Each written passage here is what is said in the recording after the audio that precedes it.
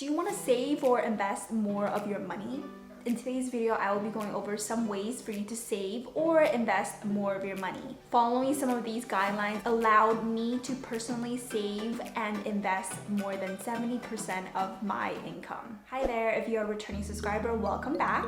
And if you are new here, my name is Lucy. This channel is all about money, personal finance, and building wealth. If you're interested in these topics, subscribe to my channel and turn on that notification bell. If you enjoyed this video and found any value, please hit that like button. It really supports this channel. So let's get right into it. The first rule or guideline is using the 72-hour rule. So when you think about things that you want to buy, like discretionary things, so this could be things that you just want, not necessarily need, put it on a list and go back to it after 72 hours. So write down in your notepad or type it out on your notes exactly what you want to buy and wait 72 hours.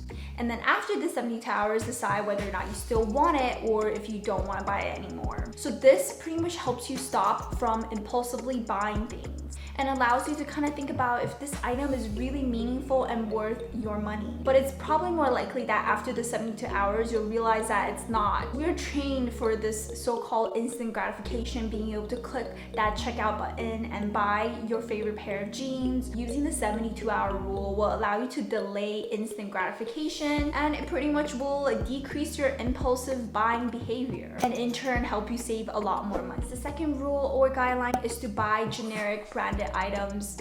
Just because it's not branded name doesn't mean it doesn't work as well. So I do this often with like toilet paper or grocery items like pasta or peanut butter. And for the most part, you can save a lot of money by just purchasing generic branded items. Sometimes it can be even 50% less than what a branded item would cost. So it helps you save a lot more money. Next guideline is to pay yourself first.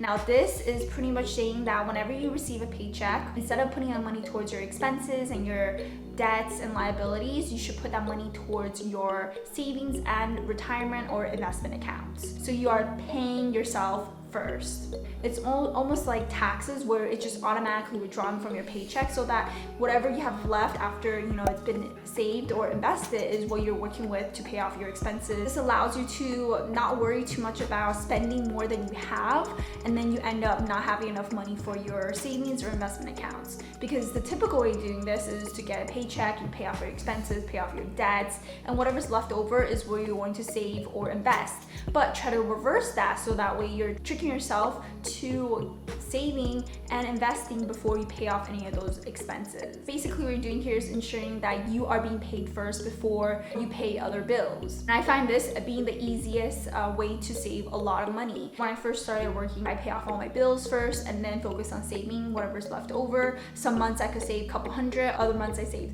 zero. I need to reverse engineer my thought process by automatically depositing money from my check to my savings and investment account that is kept separately from my checking account. This way I only have a certain amount to work with every time I get paid. The next guideline is to always evaluate your expenses.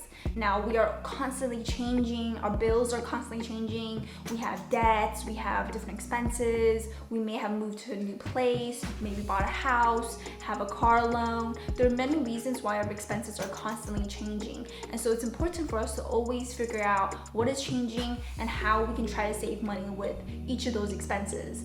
So one of them being, for example, let's say car insurance. Now if you have, let's say, $100 in car insurance every single month that you're paying, and you're not shopping around to find the best deals, then you're stuck with that $100. Now what if you shopped around, found a better car insurance that benefit you more while offered you a lower monthly payment? So let's say that could be $50 a month maybe.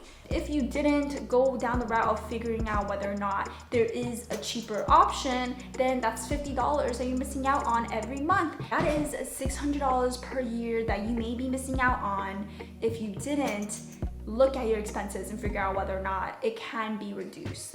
Other things that you can also look into is homeowners insurance if you own a property, or renters insurance if you are currently renting, phone bills. There are countless things that you can evaluate on your expense bill to see if it can be reduced. Now these are all going to be very beneficial if you are evaluating your expenses. This is the one that saved me a lot of money by switching to a different phone carrier. I knew I wasn't spending too much time outside, so I didn't need the unlimited data plan, so I took something a little lower just to try out for a month or 2 months. Didn't need an unlimited data plan, and it saved me $20 every single month. So that's $240 by the end of this year. Now, before I move on to the next rule, if you enjoyed this video so far, please give it a thumbs up. And if you have any guidelines that you follow to save a lot of your money, leave it in the comments below. The next rule is to develop a budget and track your spending. I am guilty of doing this in the past where I just didn't know where my money was going.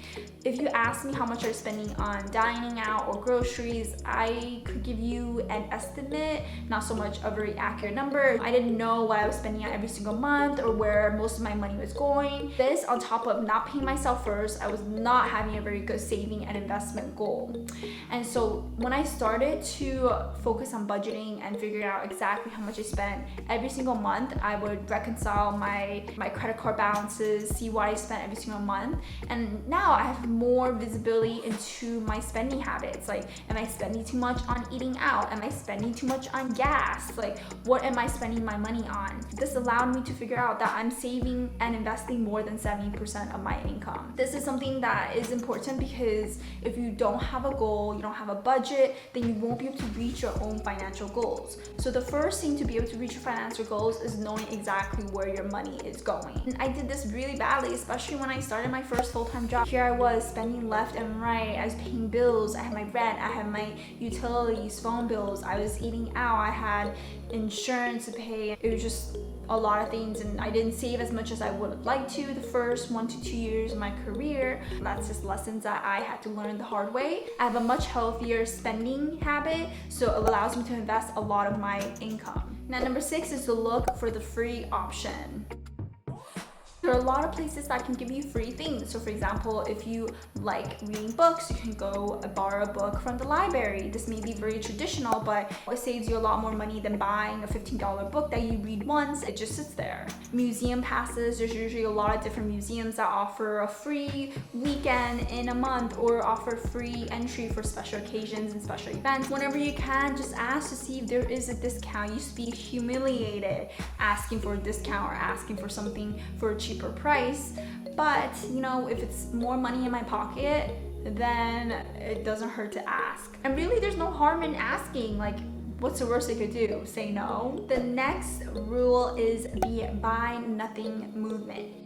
It's made up of all these Facebook groups full of people who want to give away stuff or want to pick up stuff. The reason this was created was so that there would be less plastic, less trash in the world. Just like the idea of one man's trash is another man's treasure. There's countless Facebook groups that you can join that people are just giving away stuff and things that they just don't want to keep anymore. So that way we're keeping less trash and recycling and giving it away to other people who may need it. And the next one is to educate yourself. So whether that be listening to podcasts, reading books, or watching YouTube videos, anything to keep you educated on building wealth and on saving money. There are a lot of people who live these frugal lifestyles. They have a lot of good ideas on how to save more money but also spend less and live a simple lifestyle. It does open your eyes a little bit to see that there are other people who have built this lifestyle and can live a very happy and fulfilled life. And the last is housing. Housing is probably the #1 expense for a lot of people, if not after your student loans maybe. But housing can get super expensive, especially if you're living in a metropolitan area. And one thing that I realized that you can really help yourself is to reduce your housing expenses. So this could be maybe living with roommates if you are renting. You could have one room in a 2-bedroom apartment. And another way is to house hack. I do have videos on how to house hack and how I house hacked. I'll leave it in the description below, so go check that out if you want to learn more about it. But it's really simple. You're finding ways to save a little bit more money by reducing your housing expenses. You have more money to save or invest. Now, I hope you enjoyed this video and it taught you a little bit about how to save more money. Like I said, these are the steps that helped me save and invest at least 70% of my income. So if you enjoyed this video, please give it a thumbs up. And if you want to learn more about building wealth, personal finance, don't forget to subscribe to my channel and turn on that notification bell. See you later.